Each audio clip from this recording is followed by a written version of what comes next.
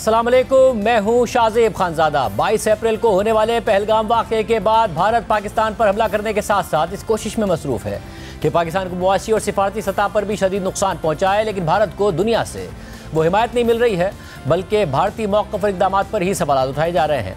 सबूत का मुतालबा किया जा रहा है। यहाँ तक कि अमरीका से भी भारत को मुतवक्की हिमायत और खुली छूट नहीं मिल रही है। ख़ासतौर पर मौजूदा ट्रंप इंतज़ामिया से भारत को माजी से बढ़कर तवक्कात थी, लेकिन ट्रंप इंतज़ामिया ने पाक भारत कशीदगी पर एक मोहतात और काफ़ी हद तक गैर जानिबदाराना रवैया अख्तियार किया हुआ है। हालांकि सदर ट्रंप और सेक्रेटरी खारजा मार्को रूबियो समेत दीगर अमरीकी अहदेदारों के मौक़िफ़ के बरक्स नायब सदर JD वेंस ने पाकिस्तान के हवाले से कदरे सख्त बयान दिया है, लेकिन फिर भी भारतीय मीडिया इसे नाकाफ़ी करार दे रहा है। JD वेंस ने फॉक्स न्यूज़ को दिए गए इंटरव्यू में कहा कि उम्मीद है कि भारत इस दहशतगर्द हमले का जवाब इस तरह देगा जिससे वसी इलाकाई तनाज़ा पैदा ना हो, और हमें यह भी उम्मीद है कि पाकिस्तान जिस हद तक वो जिम्मेदार है भारत के साथ ताउन करेगा ताकि इस बात को यकीनी बनाया जा सके कि दहशतगर्द जो कभी कभी उसकी सरजमीन से ऑपरेट करते हैं उनको पकड़ा जाए और उनसे निपटा जाए।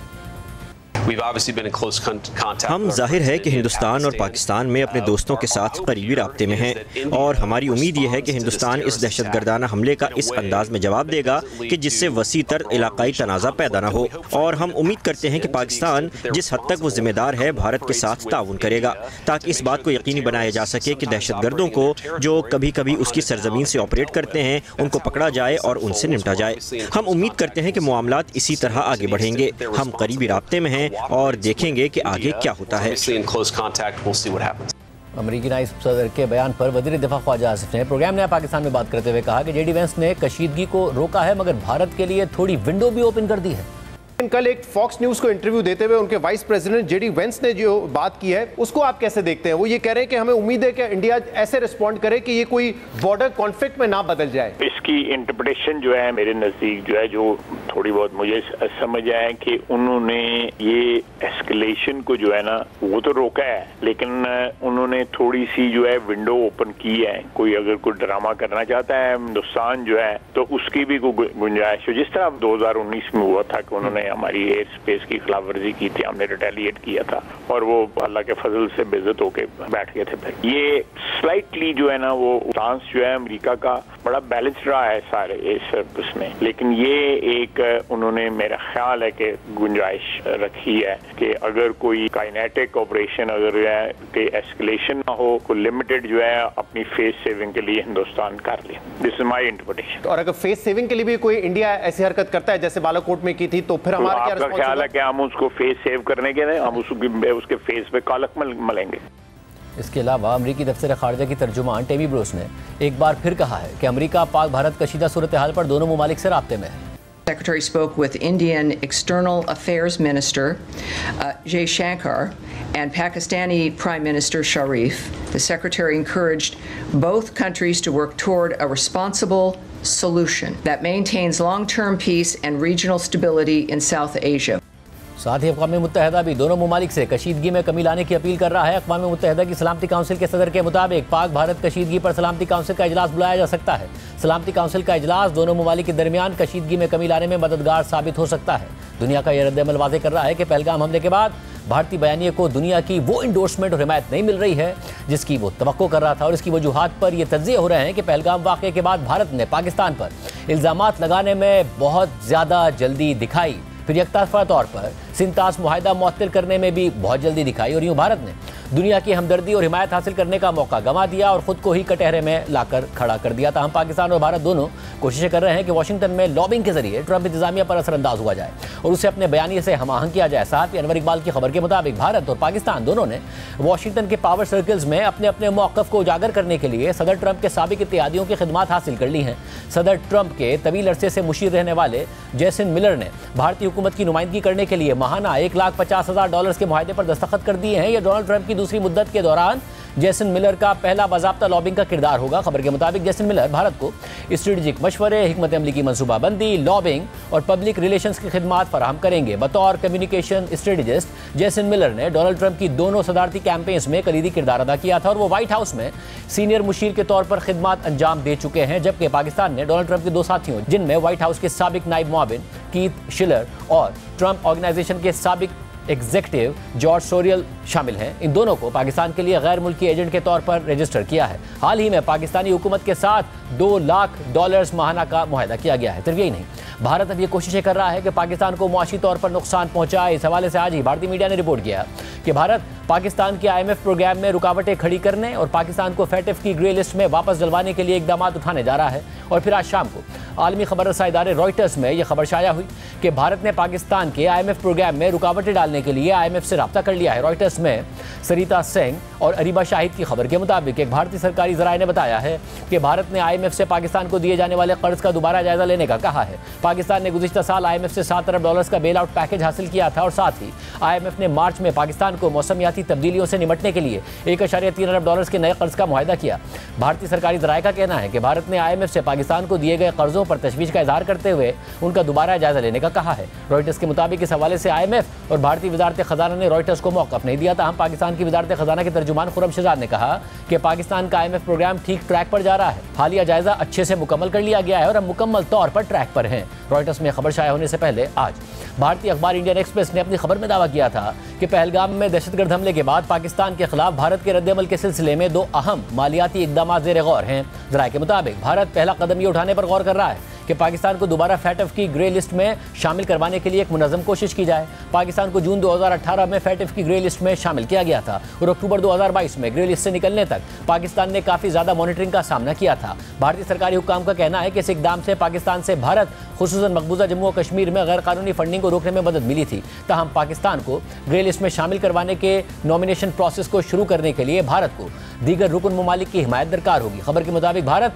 पाकिस्तान के खिलाफ दूसरा कदम ये उठाने जा रहा है कि वो दहशतगर्द हमलों के लिए फंड्स की मुंतकली का हवाला देकर IMF की तरफ से पाकिस्तान को जारी $7 अरब की फाइनेंसिंग पर एतराज़ात उठाए। भारत इस बात पर गौर कर रहा है कि IMF बोर्ड की मई में होने वाली मीटिंग में इस हवाले से बाज़ाब्ता एतराज़ात उठाए जाएं। इंडियन एक्सप्रेस की खबर के मुताबिक एक भारतीय सरकारी एहलकार ने बताया कि मुआशी मुहाज पर उठाए जा सकने वाले इक़दामात के हवाले से डिस्कशन हो रही है। पाकिस्तान को FATF की ग्रे लिस्ट में शामिल करने के मुतालबे पर भी गौर जारी है। इंडियन एक्सप्रेस की इस खबर के बाद रॉयटर्स ने दावा किया कि भारत ने IMF से पाकिस्तान के बेल आउट पैकेज में रुकावट डालने के लिए रब्ता कर लिया है। इसके अलावा भारत ने सिंतास मुआहदा भी एकतरफा तौर पर मुअत्तल किया हुआ है और भारत के इस फैसले के खिलाफ पाकिस्तान ने आलमी फोरम से रुजू करने और भारत को नोटिस भेजने की तैयारी कर ली है। इंडस कमीशन के ज़राए के मुताबिक भारत की तरफ से सिंतास मुआहदे की मुअत्तली पर हंगामी कानूनी और आईनी मुशावरत जारी है। खारजा, आबी वसाइल और कानून की वजारतों ने इब्तिदाई होमवर्क कर लिया है। कुछ दिन तक भारत को बाकायदा सिफारती ज़राए से नोटिस भेजने का फैसला कर लिया गया है। नोटिस में मुआहदे की मुअत्तली की ठोस वजूहात मांगी जाएंगी। ज़राए इंडस कमीशन के मुताबिक आलमी फोरम्स पर भरपूर एहतजाज रिकॉर्ड करवाने पर भी गौर किया जा रहा है। भारत की आबी जारियत को मौसर अंदाज में दुनिया के सामने लाया जाएगा। सिंतास मुआहदे पर पाकिस्तान कानूनी सबकत रखता है। उम्मीद है कि भारत को जल्द अपने फैसले पर नज़रसानी करना पड़ेगी। तमाम इक़दामात हुकूमत और काबीना की मंजूरी के बाद किए जाएंगे। इसके अलावा पाकिस्तानी हुकूमत सिफारती सतह पर भी मुतहर्रिक है। वज़ीर आज़म शहबाज शरीफ से आज पाकिस्तान में सऊदी अरब, मुत्तहिदा अरब अमारात और कुवैत के सफ़ीरों की मुलाकात हुई है। सऊदी सफ़ीर से मुलाकात में वज़ीर आज़म शहबाज शरीफ ने पहलगाम वाक़े की शफ़ाफ और गैर जानिबदाराना बैनुल-अक़वामी तहक़ीक़ात के अपने मुतालबे का इयादा किया और मज़ीद कहा कि पाकिस्तान की कामयाबियाँ ख़तरे में डालने और इक़्तिसादी तरक्की की राह से हटाने की भारतीय कोशिशें नाकाबिले फ़हम हैं। सऊदी अरब समेत ब्रदर ममालिक ख़ित्ते में कशीदगी में कमी के लिए भारत पर दबाव डालें। सऊदी सफ़ीर ने कहा कि सऊदी अरब ख़ित्ते में अमन और सलामती के लिए पाकिस्तान के साथ मिलकर काम करना चाहता है। दूसरी जानिब आज army chief general Asim Munir की सदारत में खुसूसी कोर कमांडर्स कॉन्फ्रेंस हुई है। ISPR के एलामिये के मुताबिक फोरम ने खित्ते की मौजूदा सूरत हाल का जायजा लिया और बिलखुसूस पाक भारत कशीदगी और इलाकाई सलामती पर गौर किया गया। फोरम ने पाकिस्तान की मुसल्लह अफवाज की किसी भी जारियत या मुहिम जोई के खिलाफ मुल्क की खुद मुख्तारी और इलाकाई सालमियत को बरकरार रखने के गैर मुतज़लज़ल अज़म का इयादा किया। आर्मी चीफ ने मुसल्लह अफवाज की गैर मुतज़लज़ल पेशावराना महारत, साबित कदम हौसले और ऑपरेशनल तैयारियों को सराहा और तमाम मुहाज़ों पर चौकन्ना रहने और फ़आल तैयारियों की अहमियत पर जोर दिया। आर्मी चीफ ने कहा कि पाकिस्तान की मुसल्लह अफवाज दिफाए वतन के लिए अपने अवाम के साथ मुत्तहिद होकर खड़ी हैं। इलामे के मुताबिक कॉन्फ्रेंस के शुरा ने पाकिस्तान में दहशतगर्दी की सरगर्मियों को मुनज़्ज़म करने में बराह रास्त भारतीय फौज और इंटेलिजेंस के मुलविस होने के नाकाबिले तर्दीद शवाहिद पर भी गहरी तशवीश का इज़हार किया और कहा कि रियासती सरपरस्ती में होने वाले ये इक़दामात बैनुल-अक़वामी क़वानीन की सरीहन खिलाफ वर्जी और नाकाबिले कबूल हैं। अमन, इस्तेहकाम और खुशहाली के लिए पाकिस्तान के पुख्ता अज़म का इयादा करते हुए फोरम ने वाज़ेह किया कि जंग मुसल्लत करने की किसी भी कोशिश का यकीनी और फैसला कुन जवाब दिया जाएगा। पाकिस्तान के अमन और तरक्की का रास्ता। किसी भी बिलावास्ता या प्रॉक्सीज के जरिए फैलाई जाने वाली दहशतगर्दी, जबर या जारियत से नहीं रोका जा सकता। भारत की जानिब से जानबूझकर अदम इस्तेहकाम की कोशिशों को कौमी अज़म और वाज़ेह इक़दामात से शिकस्त दी जाएगी। एलामिया के मुताबिक कॉन्फ्रेंस के अख्ताम पर आर्मी चीफ ने मुल्क के दिफा के लिए की जाने वाली ऑपरेशनल तैयारियों और मोरल पर तमाम फॉर्मेशन और स्ट्रेटेजिक फोर्सेस पर मुकम्मल एतमाद का इज़हार किया। ये सारी सूरत हाल बन रही है। इस वक्त हमारे साथ मौजूद हैं अमेरिका और चीन में पाकिस्तान के साबिक सफ़ीर, आज़ाद कश्मीर के साबिक सदर मसूद खान साहब। खान साहब, बहुत शुक्रिया मेरे शो में ज्वाइन करने के लिए। खान साहब, सबसे पहले ज़ाहिर है जो अमरीकी इंतजामिया कब तक का रद्द-ए-अमल आया है उससे भारत को मायूसी हुई। नायब सदर JD वेंस का जो बयान है उसको किस तरह देख रहे हैं आप? इससे पहले कि मैं आपके सवाल का जवाब दूं, मैं पाकिस्तान के ज़राए इब्लाग की तारीफ़ करना चाहता हूं कि उन्होंने जो है इस पूरे मामले के बाद, पहलगाम के बाद, बहुत ही मोहतात लब लहजा इख्तियार किया है। आदाब के दायरे में रहते हुए तज्जिया किया है कि वो चीखो पुकार नहीं जो हमें दिल्ली में सुनाई दे रही है या पूरे हिंदुस्तान में सुनाई दे रही है। तो आपने एक नया मेयार कायम किया है जिसके लिए मैं आपको मुबारकबाद देना चाहता हूँ। दूसरा ये कि जो JD वेंस का बयान है, जो नायब सदर अमेरिका का बयान है, बहुत अहमियत का हामिल है। इससे दो चीज़ें साबित हुई। एक तो ये कि उन्होंने किसी मुल्क की तरफ झुकाव नहीं दिखाया, ना भारत की तरफ ना पाकिस्तान की तरफ। और इससे पहले जो है सदर ट्रंप ये कह चुके हैं कि पाकिस्तान और हिंदुस्तान दोनों के साथ उनके ताल्लुक़ात हैं। तो अमेरिका का जो लब लहजा है मुतवाज़न है और मुतवाज़ी है, और इस वजह से ये एक किस्म की पाकिस्तान की कामयाबी है, क्योंकि हिंदुस्तान का बयानिया जो था उसको साबित करने के लिए उनके पास कोई हक़ाइक़ और शवाहिद नहीं थे। उन्होंने एक झूठा बयानिया घड़ा और उसका प्रचार करना शुरू कर दिया। ये इसकी झलक आपको जो दुनिया के ज़राए इब्लाग हैं, जो बड़े बड़े माने हुए ज़राए इब्लाग हैं, उनमें भी आपको नज़र आई होगी। और इसी तरीके से जो बाकी वज़राए आज़म या सदूर या मुख्तलिफ़ ममालिक के तर्जमानों ने जो बयानात दिए हैं उसमें भी यही तवाज़ुन नज़र आता है। और साहब, अब ऐसी सूरत में भारतीय मीडिया खुद रिपोर्ट कर रहा है, फिर रॉयटर्स ने भी रिपोर्ट किया कि अब भारत ये कोशिश करेगा कि IMF का जो पाकिस्तान का मुआहदा है उसके हवाले से IMF को अप्रोच करे कि पाकिस्तान की जो किस्तें हैं, इसके अलावा FATF की लिस्ट में, ग्रे लिस्ट में दोबारा पाकिस्तान को डलवाने की कोशिश करे। क्योंकि आपने ये सारे मामलात देखे हैं बतौर सफ़ीर भी। आप कैसे देखते हैं, आसान होगा भारत के लिए, कर सकता है इस सूरत हाल में जबकि नैरेटिव नहीं बना पाया वो? नहीं, मैं समझता हूँ कि जो IMF में उसे बड़ी दिक्कत का सामना करना पड़ेगा। और जहाँ तक FATF का ताल्लुक़ है तो उसमें भी जो पाकिस्तान ने जो इक़दाम करने थे वो कर लिए हैं।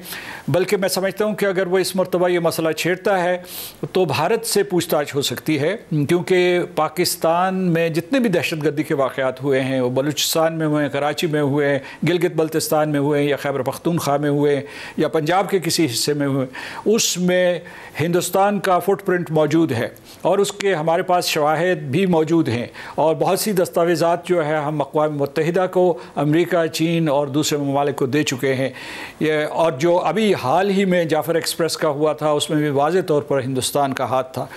तो अगर ये तहकीक शुरू हुई, और हिंदुस्तान के बारे में FATF में कई मरतबा तहकीक शुरू हुई है जिसे जो है बड़ी कामयाबी के साथ खामोश कर दिया गया है, तो शायद उनके ख़िलाफ़ तहकीक व तफ्तीश शुरू हो जाए। तो इसमें ज़्यादा ख़तरा नहीं। लेकिन जो इस वक्त सबसे बड़ा ख़तरा है, क्योंकि हिंदुस्तान ने ये एक जारहाना कदम उठाया है, जारहियत का आगाज़ कर दिया, आबी जारहियत से इंडस वाटर ट्रीटी के ज़रिए, लेकिन उससे वो आगे एक कदम जाना चाहता है। तो पाकिस्तान चौकन्ना है और पाकिस्तान ने तैयारी कर ली है कि अगर उसने पाकिस्तान के ऊपर बहरी, बर्री या फ़िज़ाई हमला किया या कोई खुफिया हमला किया या उसके अलावा कोई किसी तरीके से कोई इलाके के ऊपर हमला किया या हिंदुस्तान में रहते हुए कोई किसी किस्म के कोई निशाने दागने की कोशिश की, तो पाकिस्तान उसका भरपूर जवाब देगा। और ये पैगाम हिंदुस्तान को जा चुका है। इसी वजह से दुनिया थोड़ी परेशान है कि ये जंग जो है रिवायती जंग से एक जौहरी जंग में तब्दील ना हो जाए, और इसीलिए वो ये सफारती कोशिश कर रहे हैं। आज आपकी एक और कामयाबी ये है कि चीन ने भी आपके मौक़िफ़ की हिमायत की है। उन्होंने कहा है कि जो पहलगाम के वाक़े की गैर जानिबदाराना तहकीक होनी चाहिए, और यही सलाह मशवरा खलीजी रियासतों ने भी हिंदुस्तान को दिया है। और साहब, और ऐसी सूरत हाल में पाकिस्तान ने ज़ाहिर पहले ही इस वाक़े पर तशवीश का इज़हार किया, कंडेम किया, फिर कहा कि किसी भी तहकीकात के लिए तैयार हैं, फिर कहा वज़ीर आज़म ने कि न्यूट्रल तहकीकात के लिए तैयार हैं। कल यहाँ तक गया पाकिस्तान कि बेशक 2-3 ममालिक जो कि जिनके इंडिया के साथ भी अच्छे ताल्लुकात हैं वो मिलकर तहकीकात कर ले, हम पाकिस्तान इसके लिए भी तैयार हैं। आपको लगता है ये मौक़िफ़ जो है इसने भी जो भारत का नैरेटिव ना बनने में अहम किरदार अदा किया, और क्या है दुरुस्त मौक़िफ़ है? असल में भारत ने कोशिश की, जब उसने इस वाक़े के फ़ौरन बाद जो है, जब उसने अपनी पॉलिसी का ऐलान किया और उसने जो पाबंदियों का ऐलान किया, तो उसके फ़ौरन बाद उसने दिल्ली में मुतय्यन जितने भी सफ़रा थे उनको बुलाया और उनको बताया, अपना बयानिया पेश किया उनके सामने। लेकिन बाहर निकल के उन्होंने जो इंटरनेशनल न्यूज़ एजेंसीज़ के साथ बातचीत की, उसमें उन्होंने कहा कि हमें किसी तरीके से भी भारत कायल नहीं कर सका। तो कहने का मतलब ये है कि अव्वलन तो ये है कि उनके बयानिए में सदाकत नहीं थी, और जिस सूरत के साथ मिनटों में जिस तरीके से पाकिस्तान के ख़िलाफ़ उन्होंने FIR दर्ज करवाई, वो सब मन घड़त था, और वो अपनी नाकामियों को, सिक्योरिटी लैप्स को बचाने के लिए, अपने आप को बचाने के लिए उन्होंने सारी हरकतें की।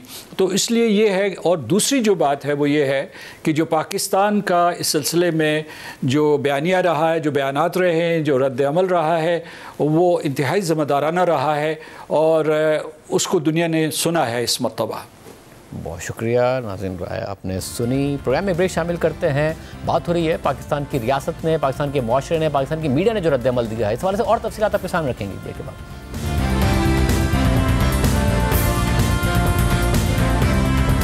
पहलगाम में होने वाले हमले के बाद से पाकिस्तान और भारत में कशीदगी एक बार फिर खतरनाक हद तक बढ़ गई है और खित्ते में जंग के बादल मंडला रहे हैं। भारत वाक़े को बुनियाद बनाकर पाकिस्तान के खिलाफ मुसलसल जारहाना रवैया अख्तियार कर रहा है। भारतीय मीडिया पर पाकिस्तान मुखालिफ प्रोपेगेंडा भी उरूज पर है और भारतीय मीडिया सहाफ़ती जिम्मेदारियों को पूरा करने और सूरत हाल की जिम्मेदाराना कवरेज करने के बजाय मुसलसल ऐसा मंजरनामा पेश कर रहा है जिसमें हक़ाइक़ के बरक्स पाकिस्तान को एक इंतहाई कमज़ोर रियासत के तौर पर पेश किया जा रहा है। और ये सिर्फ पहलगाम वाक़े के बाद नहीं हो रहा है, बल्कि गुज़िश्ता बरसों में भारतीय हुकूमत के दावों के साथ साथ न्यूज़ चैनल्स और भारतीय फिल्मों में पाकिस्तान की ऐसी मंजरकशी की जाती रही है, एक के बाद एक फिल्म इस दावे के साथ बनाई जाती रही है कि पाकिस्तान में घुसकर कार्रवाई करेंगे, घुसकर मारेंगे, वापस आएंगे, कुछ नहीं होगा। हालांकि जब पहले भारत ने घुसकर मारने का दावा किया था तो उस वक्त पाकिस्तान ने उनका तैयारा मार गिराया था और उनका पायलट अभिनंदन गिरफ्तार हो गया था, जिसे पाकिस्तान ने जज्बा खैर सगाली के तहत रिहा कर दिया था। मगर इसके बावजूद भारतीय फिल्में एक के बाद एक कामयाब ऑपरेशन की दास्तान सुनाती नजर आती हैं, जिसकी हकीकत में कोई मिसाल नहीं है, और पाकिस्तान को एक इंतहाई कमज़ोर मुल्क दिखाती नजर आती हैं।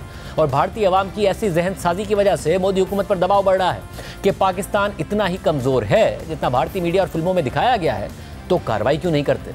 इस वक्त मोदी हुकूमत खुद भी पाकिस्तान के खिलाफ नफरत अंगेजी और प्रोपेगेंडा के आगे जवाबदेह बन गई है, जिसका कई सालों से प्रचार किया गया है। लेकिन पाकिस्तानी मीडिया बिलुमूम और ये प्रोग्राम खास तौर पर अपने प्लेटफॉर्म से पाकिस्तान की रियासत और मुआशरे की खराबियों को हाईलाइट करता रहा है। जहाँ गलतियाँ हैं उनकी निशानदेही की जाती रही है। मुख्तलिफ वाक़यात में सिक्योरिटी और इंटेलिजेंस फेलियर के साथ साथ इंतहा पसंदी पर सवालात उठाए जाते रहे हैं। जबकि पहलगाम में होने वाले इस वाक़े के बाद सामने आने वाले भारत के जारहाना रवैये के जवाब में भी पाकिस्तान की रियासत, मीडिया और मजमूई तौर पर पाकिस्तानी मुआशरे का रद्द-ए-अमल इंतहाई मज़बूत रहा है। पाकिस्तान ने न सिर्फ पहलगाम वाक़े की खुलकर मजम्मत की, बल्कि वाक़े पर आज़ादाना और गैर जानिबदाराना तहकीकात की पेशकश भी कर दी। इसी तरह पाकिस्तान में आम लोगों, मीडिया और रियासत समेत किसी ने भी इस वाक़े को ना ही ग्लोरीफाई करने की कोशिश की और ना ही किसी ने इस वाक़े पर कोई जश्न मनाया।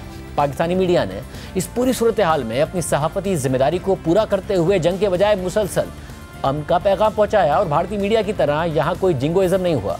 पाकिस्तान के अक्सर सेलिब्रिटीज़ ने भी मकबूजा कश्मीर में पहलगाम हमले की मजम्मत की, हमदर्दी के पैगामात दिए। यानी पाकिस्तान इस सारी सूरत हाल में भारत के मुकाबले में बतौर सोसाइटी ज़्यादा बेहतर और मजबूत नजर आया। हालांकि पाकिस्तान की सियासी और फौजी क़यादत ने इस शदीद तनाव की कैफियत में समझदारी का मुजाहरा करते हुए कोई जारहाना अंदाज नहीं अपनाया और मुसलसल एक रीजनेबल मौक़िफ़ इख्तियार किया। मगर भारतीय न्यूज़ चैनल्स जो पाकिस्तानी प्राइवेट चैनल्स से तकरीबन एक दहाई पहले वजूद में आए, जहाँ पहले इंक्लूसिव सोच वाले पुराने और तजर्बाकार सहाफ़ी हुआ करते थे, वहाँ अब ये सूरत हाल है कि ऊपर से नीचे तक सिर्फ नफरत अंगेजी की बात हो रही है। और जो चंद सहाफ़ी इस माहौल में संजीदा बात कर रहे हैं, मोदी हुकूमत के मुतनाज़ फैसलों पर सवालात उठा रहे हैं, भारत में उनकी अपनी हुब्बुल वतनी पर सवाल उठाया जा रहा है। यानी भारतीयों की हुब्बुल वतनी पर सवाल उठा रहे हैं। भारतीय हुकूमत ऐसे इक़दाम उठा रही है जिनके ज़रिए वो अपनी आवाम को, पाकिस्तानियों को वो चेहरा दिखाना चाहती है जो उनकी बनाई गई फिल्म्स और न्यूज़ चैनल्स पर पेश किया जाता है, जिनमें पाकिस्तान की रियासत और मुआशरे को इंतहा पसंदी का शिकार और पूरे मुल्क को तबाह हाल दिखाना मकसूद है। और इसी प्रोपेगेंडा वॉर के लिए भारतीय हुकूमत वो तमाम इक़दाम उठा रही है जिनके ज़रिए वो पाकिस्तान को तबाह हाल दिखा सके। और इसी मकसद से मोदी हुकूमत ने भारत में वो पाकिस्तानी ड्रामे भी बंद कर दिए हैं जिनकी भारत में बहुत बड़ी मार्केट थी और भारतीय शहरी ये देख सकते थे कि इन ड्रामों में पाकिस्तान एक नॉर्मल डेवलपिंग मुल्क के तौर पर नजर आता है, जहां पाकिस्तानी मर्द और खवातीन बाकी दुनिया की तरह एक नॉर्मल जिंदगी गुजार रहे हैं, अपने रोजमर्रा के काम कर रहे होते हैं। और सबसे अहम बात यह है कि इन ड्रामों के जरिए भारत के लोग हिंदुत्व नजरिए के बरक्स ये देख सकते हैं कि हमारी ज़बान एक जैसी है, हमारा कल्चर एक जैसा है, मुआशरती रखरखाव एक जैसा है, रिश्ते और बाहमी ताल्लुक यहाँ तक के शादी ब्याह के त्यौहार तक एक जैसे हैं। और इनके ज़रिए पाकिस्तान और पाकिस्तानियों के बारे में मोदी हुकूमत का किया गया एकतरफा और झूठा प्रोपेगेंडा ज़ाहिर हो जाता है। और यही वजह है कि पाकिस्तानी ड्रामों के साथ साथ भारत ने पाकिस्तानी सेलिब्रिटीज़ के सोशल मीडिया अकाउंट्स पर भी पाबंदी लगा दी है, जिनमें से अक्सर पहलगाम वाक़े की मजम्मत भी कर चुके हैं। जिन सेलिब्रिटीज़ के सोशल मीडिया अकाउंट्स ब्लॉक किए गए हैं उनमें माहिरा खान, हानिया आमिर, सनम सईद, सज्जल अली, इकरा अजीज़ और बिलाल अब्बास जैसे बड़े नाम शामिल हैं। ये सेलिब्रिटीज़ कोई नफरत अंगेज़ी नहीं करते, बल्कि इंस्टाग्राम पर ना सिर्फ अपनी बल्कि पाकिस्तानियों की रोज़मर्रा की ज़िंदगी और हालात दिखाकर मोदी हुकूमत के प्रोपेगेंडे को एक्सपोज करने में अहम किरदार अदा करते हैं। और आज तो बाबर आज़म, शाहिद आफरीदी, फवाद खान और आतिफ असलम के अकाउंट्स पर पाबंदी की खबरें खुद भारतीय मीडिया फ़ख्र से नशर कर रहा है। हालांकि आम पाकिस्तानियों की ज़िंदगी में भी भारत का किरदार इंतहाई कम है। अब ये सवाल उठा रही है कि इंस्टाग्राम हो, यूट्यूब हो, ये कंपनियां भी जवाब दे हैं कि क्या ऐसी खिलाफ वर्जी कर रहे थे ये सेलिब्रिटीज़ कि जिसकी वजह से भारतीय हुकूमत के मुतालबे पर अमल किया गया और इनके अकाउंट्स को बैन कर दिया गया। ये कंपनीज बात करती हैं आज़ादी इज़हार राय की और भारत के आगे घुटने टेक देती हैं। पाकिस्तान में जैसा कि बात हो रही है कि भारत का इतना बड़ा किरदार नहीं है, खासतौर पर पाकिस्तान की मजबूरी समाजी ज़िंदगी में ये किरदार ना होने के बराबर है। और पाकिस्तानी मीडिया पर भी किसी कशीदगी और संजीदा सूरत हाल के अलावा आम हालात में भारत बहुत ज़्यादा डिस्कस नहीं होता है, बल्कि आम हालात में पाकिस्तानी मीडिया पर भारत की कवरेज 5% से भी कम है। मगर भारतीय मीडिया का महवर अक्सर पाकिस्तान ही होता है। भारत की हालिया इंसैनिटी इस हद तक बढ़ गई है कि उसने इलाज की गर्ज से भारत में मौजूद पाकिस्तानी मरीजों तक को बेदखल कर दिया है, जिनमें दिल के मर्ज में मुब्तला 10 साल से कम उम्र 2 बच्चे मनसा और अब्दुल्ला भी शामिल हैं, जो 21 अप्रैल को दिल के ऑपरेशन के लिए भारत पहुंचे थे। इससे पहले भारत ने बगैर किसी ठोस सबूत के सख्त इकदाम उठाए और आलमी बैंक की सालिसी में होने वाले 65 साल पुराने सिंतास मुआहदे को भी मुअत्तल कर दिया। और अब भारतीय मीडिया दावा कर रहा है कि भारत पाकिस्तान के लिए IMF प्रोग्राम की मुअत्तली और पाकिस्तान को वापस FATF की ग्रे लिस्ट में डलवाने की कोशिशें करेगा। इस सारी सूरत हाल से ये बात भी वाज़ेह हो गई है कि हालिया कुछ अरसे के दौरान हमारे लिए बतौर पाकिस्तानी शायद ये उन चंद लम्हात में से एक लम्हा है जिसमें हम अपने आप को भारतीय मुआशरे से बेहतर समझते हैं और इस सूरत हाल में पाकिस्तान का एक बेहतर इमेज सामने आता हो। हमारे लिए बतौर सोसाइटी यही चीज़ बेहतर है कि हम वॉर मॉन्गरिंग और कशीदगी बढ़ाने के बजाय अमन और तरक्की को फ़रोग़ दें। मोदी हुकूमत की जानिब से होने वाली नफरत अंगेज़ी की कोशिशें अगर इसी तरह बढ़ती रहीं तो एक वक्त में हालात इस हद तक पहुँच जाएंगे जहाँ से वापसी मुमकिन नहीं हो सकेगी। और अगर दोनों ममालिक के दरमियान किसी मुश्तरका हल पर इत्तफाक भी हो गया तो शायद भारतीय अवाम उसे कबूल करने पर राज़ी नहीं होंगे और इस बात का नतीजा बहुत ही ख़तरनाक हो सकता है। मगर भारत में पाकिस्तान के खिलाफ हर्जा सिराई कोई नई बात नहीं है, बल्कि भारतीय मीडिया और फिल्मों में पाकिस्तान के खिलाफ मनफी प्रोपेगेंडा और इसे तबाहाल और कमज़ोर मुल्क के तौर पर पेश करने का रुझान एक तवील अरसे से मौजूद है। और पाकिस्तान का मौजू हर वक्त भारतीय मीडिया में ज़ेर बहस रहता है। हमने 2016 में भी भारतीय सहाफ़ी राहुल कंवल के सामने यही बात रखी कि भारतीय अवाम की इस तरह जहन साजी की जा रही है, जिस जंगी जनून की तरफ भारतीय मीडिया बयानिए को लेकर जा रहा है, इससे वापसी खुद भारतीय हुकूमत के लिए भी मुश्किल हो जाएगी और अमन की कोई उम्मीद नहीं रहेगी। आपके मीडिया का एक सेक्शन वो नैरेटिव बिल्ड कर रहा है, इस डिबेट को उस जंगी जुनून की तरफ ले जा रहा है कि जिससे आप खुद ही बाद में होस्टेज ना बन जाएं, आप खुद ही बाद में इसके विक्टिम ना बन जाएं कि आपकी हुकूमत बाद में अगर अमन की तरफ जाना भी चाहे हमारे वजीर आजम की दावत में तो वो अमन ना कर पाए, क्योंकि आप नैरेटिव को उस लेवल पर लेके जा रहे हैं कि जहां से वापसी मुमकिन नहीं होगी। मीडिया क्या है आखिरकार? मीडिया एक रिफ्लेक्शन है, एक आईना है। देश के भीतर जो सोच है उसको मीडिया रिफ्लेक्ट करता है। देश में अगर फर्ज कीजिए सब लोगों की सोच हो कि पाकिस्तान से दोस्ती होनी चाहिए तो मीडिया उसी को रिफ्लेक्ट करेगा। ये वही लगता है। मैं खुद कई मरतबा पाकिस्तान आया हूँ, कई सारे पाकिस्तानियों से मेरी गहरी दोस्ती है। और आज 9 साल बाद हम इसी सूरत हाल में खड़े हैं। पुलवामा और पहलगाम जैसे वाक़े के बाद भारतीय मीडिया में पाकिस्तान को मुसलसल दहशतगर्दों की पनाहगाह के तौर पर पेश किया गया और अक्सर भारतीय चैनल संजीदा सहाफ़त के बजाय जज्बाती नारों, चीखते हुए एंकर्स और हुब्बुल वतनी के नाम पर नफरत अंगेज मवाद को फ़रोग़ देते रहे। इस बयानिए के नतीजे में आम भारतीय नाजरीन के जहन में पाकिस्तान को एक ख़तरनाक, पसमानदा और दहशतज़दा मुल्क के तौर पर पेश किया जाता रहा है और ये सिलसिला अब भी जारी है, जिसकी वजह से दोनों ममालिक के अवाम के दरमियान नफरत को फ़रोग़ मिल रहा है और भारत में एक ऐसी नस्ल पैदा हो रही है जो समझती है कि पाकिस्तान एक कमज़ोर तरीन मुल्क है और भारत एक अजीम और ताकतवर मुल्क है, इसलिए भारत को फौरी तौर पर पाकिस्तान पर हमला करके उसे सबक सिखाना चाहिए। इस सारी सूरत हाल में भारत के अपने अंदर से ये सवालात उठ रहे हैं कि अगर वाकई पाकिस्तान इस कदर कमज़ोर है तो आप हमला क्यों नहीं करते, फौरी तौर पर क्यों नहीं करते, समंदर से क्यों नहीं करते, हवा से क्यों नहीं करते, ज़मीन से क्यों नहीं करते। और यही वजह है कि भारतीय वज़ीर आज़म नरेंद्र मोदी पर भी दबाव बढ़ रहा है, मगर माजी करीब के हक़ाइक़ भारतीय न्यूज़ मीडिया, बॉलीवुड के दावों और बीजेपी के दावों के बरक्स हैं। क्योंकि 2019 में पुलवामा हमले के बाद भी भारत के अंदर से इसी तरह के हॉकिश बयान सामने आए और मोदी हुकूमत ने बालाकोट में दहशतगर्दों के खिलाफ नाम निहाद सर्जिकल स्ट्राइक्स का दावा कर दिया। फिर इसके बाद पाक फ़िज़ाइया ने एक भारतीय जहाज मार गिराया था और उसके पायलट अभिनंदन को गिरफ्तार कर लिया था, जिसे बाद में जज्बा खैर सगाली के तहत रिहा कर दिया गया। मगर इसी पायलट को भारतीय मीडिया एक कामयाब हीरो के तौर पर पेश करता है। भारत अपनी फिल्मों और मीडिया के जरिए से नाम निहाद सर्जिकल स्ट्राइक्स को बढ़ा चढ़ाकर पेश करता है और हालिया कुछ अरसे में ऐसी फिल्मों की तादाद में इजाफा सामने आया है। जैसे 2024 में भारत में फाइटर के नाम से एक प्रोपेगेंडा फिल्म बनाई गई। ये फिल्म भारतीय वज़ीर आज़म नरेंद्र मोदी के करीबी दोस्त और भारतीय बिजनेसमैन मुकेश अंबानी की कंपनी वायाकॉम 18 के बैनर से रिलीज़ हुई थी और इस फिल्म का एजेंडा मुकम्मल तौर पर पाकिस्तान मुखालिफ था। ये उन चंद फिल्मों में से एक है जिनमें ऋतिक रोशन जैसे बॉलीवुड के बड़े नाम ने ना सिर्फ काम किया बल्कि इसमें उनके पाकिस्तान मुखालिफ तज़हीक आमेज़ डायलॉग्स भी रखे गए थे। इस फिल्म में दिखाया गया कि भारत में होने वाली दहशतगर्दी के पीछे पाकिस्तान ही का हाथ रहता है और भारतीय फौज और फ़िज़ाइया पाकिस्तान से बहुत आगे है। ऋतिक रोशन के अलावा बॉलीवुड स्टार दीपिका पादुकोण भी इस फिल्म की कास्ट में शामिल थी, जिनकी अपनी फिल्में माजी में हिंदू इंतहा पसंदी का निशाना बन चुकी हैं। इसी तरह मुकेश अंबानी के ही प्रोडक्शन हाउस जियो स्टूडियोज़ के बैनर से बनाई जाने वाली 2025 की फिल्म द डिप्लोमेट में पाकिस्तान को एक ऐसा मुल्क दिखाया गया जहां आम लोग क्लाशनकोव जैसे हथियारों से लेस होकर जगह जगह घूम रहे होते हैं। 2025 में मुकेश अंबानी के जियो स्टूडियोज़ के बैनर से ही बनने वाली एक और फिल्म स्काई फोर्स में भी पाकिस्तान मुखालिफ प्रोपेगेंडा किया गया। फिल्म में भारतीय एयरफोर्स को पाक फ़िज़ाइया के मुकाबले में बेहतरीन एयरफोर्स के तौर पर पेश किया गया। 1971 की पाक भारत जंग के पस मंज़र में बनाई गई इस फिल्म में पाक फ़िज़ाइयों को जंगी जारियत करते हुए दिखाया गया और फिल्म की इब्तिदा में ऐसे मनाज़िर दिखाए गए कि पाकिस्तान के एयरफोर्स ने भारतीय एयरबेसिस पर गैर एलानिया हमला कर दिया। इस फिल्म को भारतीय ऑडियंस ने रिजेक्ट कर दिया और ये फिल्म ना सिर्फ फ्लॉप हुई बल्कि इस फिल्म को लेकर भारतीय फिल्म ट्रेड एनालिस्ट कोमल निहाता ने यह इंकशाफ भी किया था कि इस फिल्म की रिलीज़ के इब्तिदाई दिनों में इसके बॉक्स ऑफिस नंबर्स को मैनिपुलेट करके बढ़ा चढ़ाकर पेश किया गया ताकि आवाम को लगे कि फिल्म को बहुत ज़्यादा देखा जा रहा है। इसी तरह 2023 में मिशन मजनू नामी बॉलीवुड फिल्म सामने आई थी और इस फिल्म में मरकजी किरदार अदा करने वाले सिद्धार्थ मल्होत्रा भारतीय एजेंट बने हुए थे। इस फिल्म में पाकिस्तान मुखालिफ प्रोपेगेंडा इस कदर मज़े का खेज था कि उसको देखने वालों ने फिल्म बनाने वालों का शदीद मजाक उड़ाया था, भारत में उड़ाया था। जैसे इस फिल्म में सिद्धार्थ मल्होत्रा को आसानी के साथ पाकिस्तान के अंदर ऑपरेट करते हुए दिखाया गया। इसी तरह फिल्म में दिखाए जाने वाले पाकिस्तानी जौहरी तंसीबात को सब्ज रंग वाली एक इमारत के तौर पर दिखाया गया, जिसे भारतीय ऑडियंस ने मज़े का खेज करार दिया था।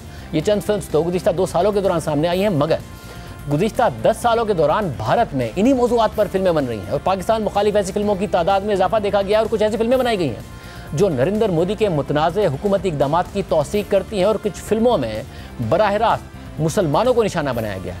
अहम बात यह है कि पाकिस्तान मुखालिफ फिल्में बॉलीवुड में पहले भी बना करती थी, लेकिन मोदी हुकूमत में पहली बार भारत में बसने वाले मुसलमानों तक को निशाना बनाया गया। ऐसी फिल्मों में आर्टिकल 370 के अलावा Kashmir files, the Kerala story सरफहरिस्त हैं और इससे भी अहम बात यह है कि ऐसी प्रोपेगेंडा फिल्मों की बाकायदा हुकूमती सतह पर तशहीर की गई।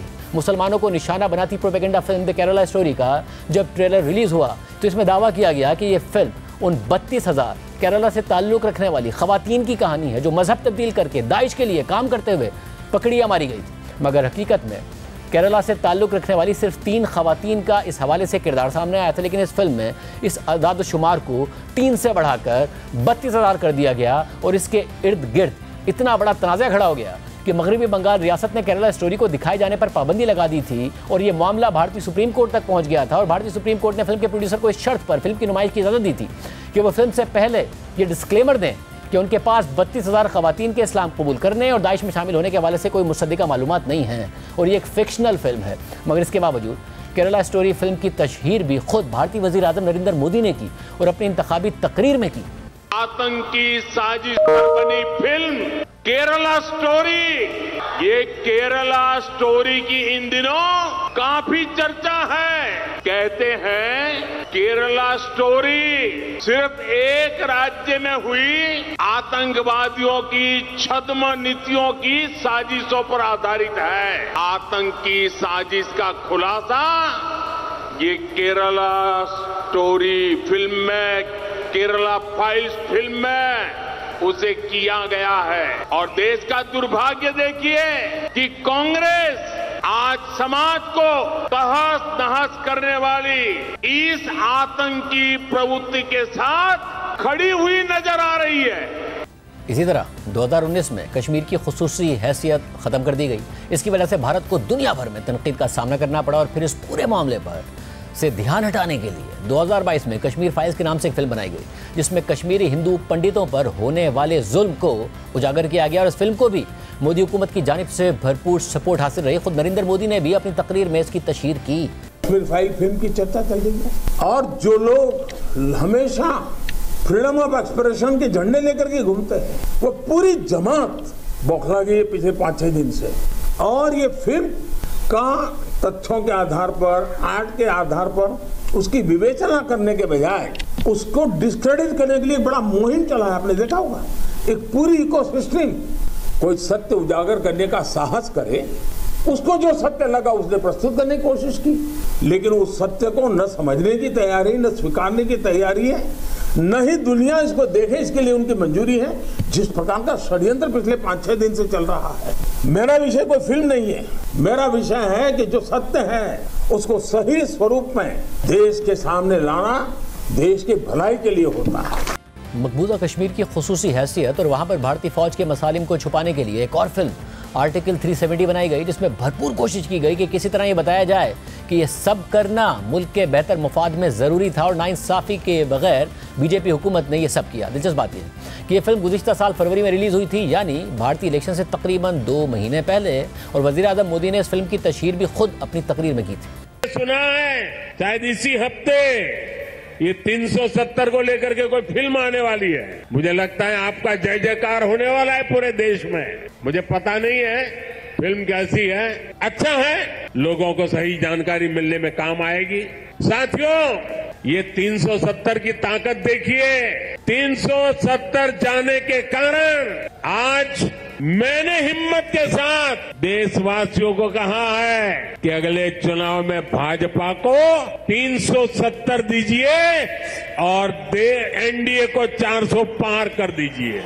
इससे पहले 2019 के इंतखाबात से पहले भी ऐसी प्रोपेगेंडा फिल्में सामने आईं, जैसे फिल्म उड़ी द सर्जिकल स्ट्राइक सिनेमा घरों में जनवरी 2019 को रिलीज की गई और 2019 के भारतीय आम इंतखाबात से महज 1 महीना पहले इसे OTT प्लेटफॉर्म्स पर रिलीज कर दिया गया ताकि इसे ज़्यादा से ज़्यादा लोग देख सकें। अब सवाल यह है कि वो बॉलीवुड जो एक ज़माने में तनकीदी फिल्म साजी से मुताल्लिक मशहूर था, वो आज हिंदुत्व नज़रिए और हुकूमती बयानिए को तक़वियत देने के लिए फिल्में क्यों बना रहा है। इसका जवाब यह है कि बॉलीवुड में भारतीय जनता पार्टी ने तनकीदी आवाज़ों को दबा दिया है और अपने इक़दामात से वाज़ेह पैगाम दिया है कि इस पार्टी के खिलाफ कोई तनकीद बर्दाश्त नहीं की जाएगी। 2020 में जब मशहूर बॉलीवुड अदाकारा दीपिका पादुकोण जवाहरलाल नेहरू यूनिवर्सिटी में होने वाले भारतीय इंतहा पसंद गुंडों के हमले में जख्मी होने वाले तलबा से इज़हार यकजहती करने गईं तो तनकीद की जद में आ गई। उन्हें सोशल मीडिया पर ट्रोल किया गया, उनकी हुब्बुल वतनी पर सवाल उठाया गया। इसी तरह मारूफ अदाकार नसीरुद्दीन शाह ने जब मुतनाज़ शहरियत बिल पर खुलकर बात की और भारतीय वज़ीर आज़म नरेंद्र मोदी को मुखातिब करके तनकीद की और शदीद गुस्से का इज़हार किया, तो फिर उन्हें भी बीजेपी के सपोर्टर्स ने टारगेट किया। उन्होंने एक इंटरव्यू में कहा था कि मैंने यहाँ अपनी ज़िंदगी के 70 साल गुजारे हैं, मुल्क के लिए खिदमत दी हैं, अगर ये मेरी भारतीय शहरियत साबित नहीं कर सकता तो फिर क्या कर सकता है। I've lived 70 years of my life here. I have served the country in whatever little way I could in the fields of education or in the environmental issues or social issues. If that does not prove my Indianness, then what does? And I don't have a birth certificate. I don't think I can produce one. I don't think many people can. I don't think many people can. So does that mean that we are all going to be excluded? And I do not need any reassurances that Muslims do not need to worry. I'm not worried. If living 70 years here and doing whatever I could does not prove me to be an Indian, I don't know what does. I'm not afraid. I'm not anxious. I am angry that such a law has been imposed on us. इससे पहले भी कुछ आवाज़ें उठी जिन पर तनकीद करके, धमकियां देकर, उनकी हुब्बुल वतनी पर सवाल उठाकर उन्हें खामोश करा दिया गया और फिर एक एक करके सब खामोश होते गए। माजी में अदाकार आमिर खान ने भी भारत में बढ़ती हुई दमबर्दाश्त पर बात की थी। Maybe 6 months, 8 months, there has been a growing sense of despondency, I would say. I mean, when I sit at home and talk to Kiran, Kiran and I have lived all our lives in India. For the first time, Kiran says, should we move out of India? Now that's a disastrous and very big statement for Kiran to make to me. She fears for her child, she fears for, what the atmosphere around us will be. She feels scared to open the newspapers every day. So that does indicate that there is a sense of growing disquiet. Aamir Khan के खिलाफ भरपूर campaign चलाई गई, तनकीद की गई, वो खामोश हो गए। इसके अलावा बॉलीवुड स्टार सलमान खान ने अमन की बात की। जब भारत में पाकिस्तानी फनकारों को बुलाने पर तनकीद हुई, पाबंदियां लगाई गईं और इंतहा पसंदों ने शोर मचाया, तो सलमान खान ने कहा कि फनकार वीज़ा लेकर आते हैं, वो दहशतगर्द नहीं होते। कुछ कलाकारों के भी बॉम्बे में कई कोर्ट्स आए थे कि जो पाकिस्तान के कलाकार हैं उन्हें वापस जाना चाहिए। कुछ पर्टिकुलर वो कलाकार हैं, ये दो अलग अलग सब्जेक्ट्स हैं। वो टेररिस्ट थे, ये कलाकार हैं। आप क्या मानती हैं कि कलाकार टेररिस्ट हैं? वीजा लेके आते, कौन देता उनको वीजा? हमारी गवर्नमेंट देती है वीजा, वर्क परमिट हमारी गवर्नमेंट देती है। ये था सलमान खान का मौक़िफ़, मगर फिर उन पर दबाव बढ़ा। पुलवामा हमले के बाद सलमान खान के प्रोडक्शन हाउस के तहत बनने वाली फिल्म नोटबुक के लिए आतिफ असलम को गाने से रोक दिया गया और फिर सलमान खान भी खामोश करा दिए गए। इसी तरह माजी में करण जौहर का भी यही मौक़िफ़ रहा कि फ़नकारों को काम की आज़ादी होनी चाहिए। I don't think that's a solution. I really don't believe it's a solution. I believe there are larger forces that have to kind of come together to sort situations out, and this cannot be banning talent or art or the arts. It's not, according to me, a solution. But and you don't agree with the call for a cultural boycott of Pakistani artists? Well, you don't think it solves the issue of terrorism? I don't think it's going to solve. Agreeing or disagreeing is not the stand I'd like to take. I don't think is that the solution. I ask anybody. I ask you that. I don't think it is. और फिर करण जौहर ने अपनी film ए दिल है मुश्किल में पाकिस्तानी अदाकार फवाद खान को कास्ट किया, लेकिन उड़ी हमले के बाद पाक भारत कशीदगी की वजह से उन पर दबाव पड़ा, तनकीद हुई, तो उन्हें अपने माजी के मौक़िफ़ से पीछे हटना पड़ा और फिल्म में फवाद खान के सीन्स को एडिट तक करना पड़ा और आइंदा किसी पाकिस्तानी फ़नकार को अपनी फिल्म में कास्ट ना करने का वादा भी करना पड़ा। बॉलीवुड स्टार शाहरुख खान को भी तनकीद का निशाना बनाया गया, तो उन्होंने मौक़िफ़ इख्तियार किया था कि वो फ़नकार हैं और इससे फ़र्क नहीं पड़ना चाहिए कि उनका ताल्लुक़ कहाँ से। कैसा वोट बैंक यार, ये नॉनसेंस है। पढ़े लिखे हो जाओ, आगे बढ़ो। और रिलीजन मतलब जेन्युइनली किसको आपके नेबर है, मैं आपके साथ बैठ के, आप हिंदू हैं, मुसलमान हैं, आप मुंबई से हैं, मैं दिल्ली से, क्या फर्क पड़ता है यार? आपके पिताजी पाकिस्तान से आए। हाँ, मतलब ये इसमें कोई मिसाल नहीं होनी चाहिए, नॉर्मल होना चाहिए। हम देशवासी हैं सबके सब, सबने एक दूसरे शादी की, प्यार किया, मोहब्बत की, कोई फर्क नहीं पड़ता। और फिर शाहरुख खान को भी नहीं बख्शा गया, उनकी हुब्बुल वतनी पर सवालात उठाए गए, जिसके बाद वो भी खामोश हो गए। एक एक करके तमाम फिल्मी सितारे खामोश हो गए। दीगर तबकों की तरह उन्होंने कॉम्प्रोमाइज़ कर लिया। ऐसा माहौल बनाया गया जिसमें जंग की बातें करने वालों की हौसला अफजाई होने लगी और अमन की बातें करने वालों को खामोश कराया जाने लगा। इख्तिलाफ राय को दबाया गया। जिस किसी ने भी इख्तिलाफ किया उसे गद्दार करार दिया गया, जिसने सच बोला उसे मुल्क दुश्मन करार दे दिया गया। भारत में हुब्बुल वतनी की एक नई तारीफ ने जन्म ले लिया जिसमें सच की गुंजाइश नहीं है। और अब इसी माहौल में भारत में पाकिस्तान के साथ एक और जंग के लिए माहौल बनाया जा रहा है। और अब पहलगाम वाक़े के बाद फवाद खान की भारतीय फिल्म अबीर गुलाल की रिलीज़ भी ख़तरे में पड़ गई है। फिल्म अबीर गुलाल की रिलीज़ हिंदू इंतहा पसंदों की जानिब से शुरू से ही तनाज़े का शिकार रही, लेकिन इस सब के बावजूद फिल्म का टीज़र गाना भी रिलीज़ किया गया। ताहम अब पहलगाम वाक़े के बाद Indian film and television directors association के सदर अशोक पंडित ने फिल्म की रिलीज़ की मुखालफत करते हुए कह दिया है कि फ़नकारों को पहले कौम का सोचना चाहिए। इसके अलावा federation of western India cinema employees के सदर BN तिवारी ने भी सख्त मौक़िफ़ इख्तियार करते हुए कहा है कि हम फिल्म अबीर गुलाल को भारत में रिलीज़ नहीं होने देंगे और अगर फिल्म रिलीज़ की गई तो फिल्म बनाने वालों के ख़िलाफ़ कार्रवाई भी की जाएगी। इस सब में हमारी रियासत और मुआशरे के लिए भी सबक है कि हमें उनकी तरह नहीं बनना है। मीडिया को तनकीदी सवालात उठाते रहना चाहिए और हुकूमती माउथ पीस बनकर मुआशरे में नफरत अंगेज़ी और जंगी जज्बात को हवा नहीं देनी चाहिए। खेल और आर्ट में सियासत को शामिल नहीं करना चाहिए। पाकिस्तान को अपने दिफा में मजबूत होना चाहिए और उसे दुनिया को ये बताना चाहिए कि वो अपने ऊपर होने वाले हर हमले का भरपूर जवाब दे सकता है, मगर हमें जिंगोइज़म और वॉर मॉन्गरिंग का जवाब अमन के पैगाम के साथ देना चाहिए। वरना मुआशरे अगर इंतहा पसंदी का शिकार हो जाए, जो कि भारत में नज़र आता है, तो लोग उन जंगों में अपनी फतह देखते हैं जिनमें सिर्फ इंसानियत को शिकस्त होती है। आज के प्रोग्राम में इत्ता ही दी। अल्लाह हाफ़िज़।